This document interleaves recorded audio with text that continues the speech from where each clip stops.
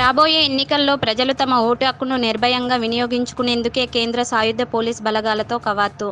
నారాయణపేట జిల్లా మక్తల్ పట్టణంలో శాంతి భద్రతల పరిరక్షణ కొరకే కవాతు నిర్వహిస్తూ రానున్న ఎన్నికల్లో ఎలాంటి అవాంఛనీయ సంఘటనలు జరగకుండా ప్రజలకు భరోసా కల్పిస్తూ ధైర్యంగా వారి యొక్క ఓటు హక్కును వినియోగించుకునేందుకే ప్రజల్లో ధైర్యం భరోసాన్ని కల్పించేందుకు ఈ కవాతు నిర్వహించారు.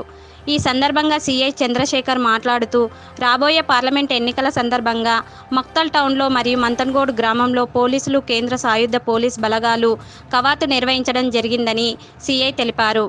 ఈ కార్యక్రమంలో SI2 ఆచారి, కేంద్ర సాయుధ పోలీస్ బలగాలు తదితరులు పాల్గొన్నారు.